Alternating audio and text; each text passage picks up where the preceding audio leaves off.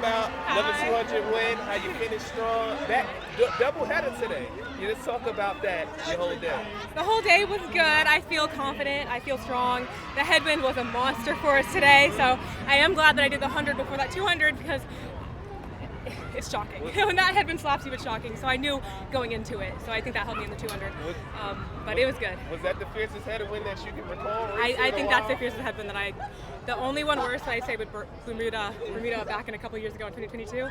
That was probably worse, but it's up there. Would you say this makes up a little bit in terms of like what happened in LA? It seems like LA isn't the greatest meet for you to compete I at. think, yeah, it's unfortunate, but whether it's LA or anywhere else, it's just every single year for the past 4 years. I compete during that training block every single year for the past 4 years. I don't have a great race. So when people say it's inconsistent, I'm like, no. If you follow my track seasons, I'm the most scary, consistent person you know. So that, it's always sucks when you have a slow time on the board, but it's part of my process, and I know that.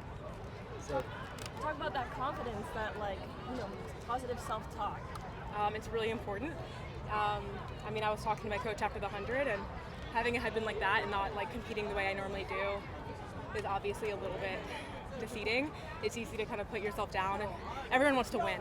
So I did have to pick myself up and come for the 200 and know that I can win it. Can you talk about that bond with Tara Davis right there after she got her victory? Just your small game, both of your small games, a like that. Can you talk about just the vibe that she brings and everything? I mean, Tara is one of the best vibes on the team, and she's such great energy, so smiley. It's always so fun seeing her. I mean, my family loves her. We love, it's just so fun seeing her on the circuit. And yeah, I mean, we're teammates. She's a fierce competitor. I admire her, so I love seeing her. Early on, a couple weeks ago, you partnered up, with the new women's only, the women's track meet that's coming up. Could you give us any insight on what made you want to do that, and what you're excited for with the future of women's sports coming up? Yeah, I mean, like you said, it's a big moment for women's sports. So I'm really excited about that. I'm really inspired by that. And I think it's a big moment for women's track and field too. I mean, we see soccer, basketball, they're getting so much love right now, but track and field, we have such an amazing product, especially the women. I mean, we are crushing it. And I think we're fun to watch. And so it's a great opportunity. And so when Alexis was reaching out, I thought this is something we have to get on board, and we have to do this right. There was a pretty large, very young cohort of U.S. track athletes making a deep news in Tokyo. Yeah.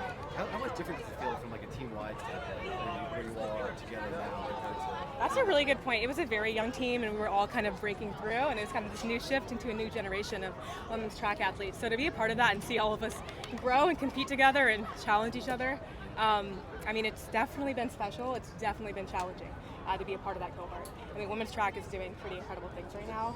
So it's kind of a blessing and a curse to be in that. Yeah. So, but it's exciting. I'm really proud of how much we've all grown together in the last couple of years. I think this Olympics will be really special because of it. It was kind of even the same thing in the